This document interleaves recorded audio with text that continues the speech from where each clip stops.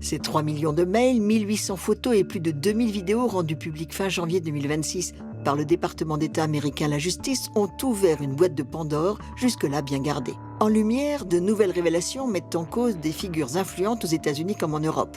Au cœur du dossier, un vaste système d'exploitation sexuelle de mineurs, de chantage et de corruption à grande échelle. Comment ce réseau a-t-il pu se structurer et fonctionner pendant des années ?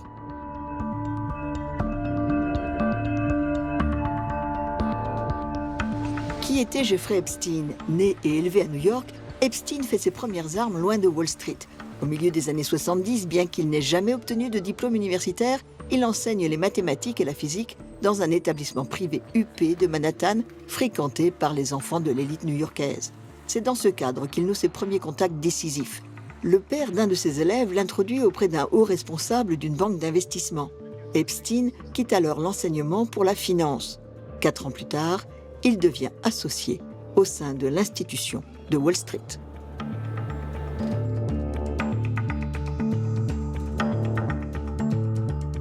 En 1982, Epstein franchit une nouvelle étape en fondant sa propre société de gestion. Spécialisée dans les fortunes privées, l'entreprise gérerait plus d'1 milliard de dollars d'actifs. Un succès qui lui ouvre les portes du cœur de la finance américaine.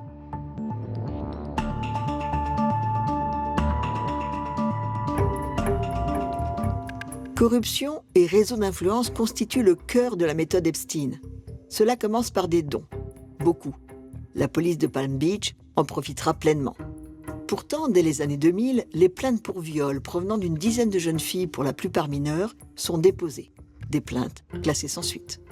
Epstein n'était pas simplement un homme d'affaires, c'était avant tout un aventurier. Son objectif n'était pas tant l'enrichissement personnel, d'ailleurs il vivait comme un multimilliardaire alors qu'il n'était que multimillionnaire. Son objectif était de débourser des sommes folles pour entretenir des réseaux où le trafic d'influence était roi et où donc il pouvait trouver des alliés prêts à le protéger lorsqu'il se trouvait face à la justice.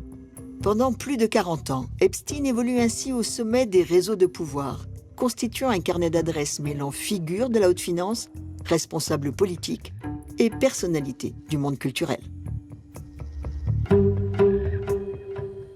2006, première arrestation, Epstein est inculpé pour relations sexuelles illégales avec des mineurs. 2008, accord judiciaire. Epstein plaide coupable pour racolage et négocie une peine de prison de 18 mois. Il n'en purgera que 13. Epstein reprend une vie publique et mondaine, malgré son inscription sur la liste des délinquants sexuels. C'est intéressant de voir ce sur quoi on va le faire plaider coupable. On va le faire plaider coupable sur le fait d'avoir demandé à des personnes prostituées de commettre des actes.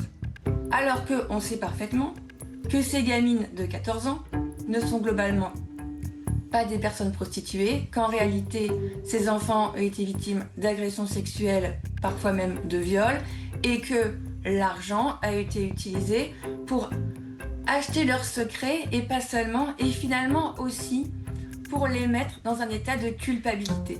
Il y a cette culpabilité de dire oui, mais finalement, j'ai pas été agressée, puisqu'après j'ai eu de l'argent. 2018, le journal Miami Herald publie une enquête donnant la parole aux victimes restées silencieuses jusqu'alors. MeToo est passé par là. 6 juillet 2019, Epstein est de nouveau arrêté. Il est inculpé de trafic sexuel sur mineurs. Matricule 76 318 054. 10 août 2019, Jeffrey Epstein est retrouvé mort dans sa cellule. L'autopsie conclut à un suicide par pendaison.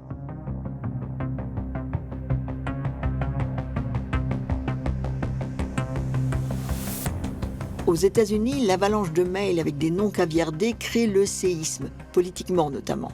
À commencer par le président Trump, cité à plusieurs dizaines de milliers de reprises, sans que ces mentions ne constituent en elles-mêmes des accusations judiciaires. Le président, aujourd'hui embarrassé par cette amitié de 15 ans, officiellement assumé en 2002 dans le magazine New York. Il affirmait à l'époque «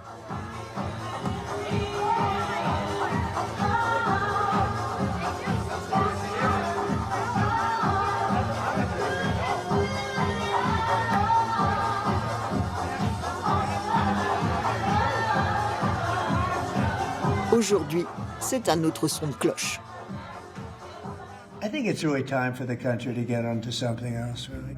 Cette affaire aux ramifications tentaculaires risque-t-elle d'ébranler l'édifice Trump? Des répercussions politiques sur l'administration Trump devraient être mesurées. Par contre, le dossier Epstein est devenu une arme létale, mortelle, entre les mains du bureau ovale. Qui, pour l'instant, sont les principales victimes? Les démocrates, Larry Summer, ancien conseiller économique de Obama, ancien secrétaire au Trésor de Clinton, ancien président de Harvard, qui a dû se retirer de la vie publique, Bill Clinton, vu dans un jacuzzi. Alors, il n'y a rien d'illégal, mais bon, on connaît comme Clinton, etc., etc.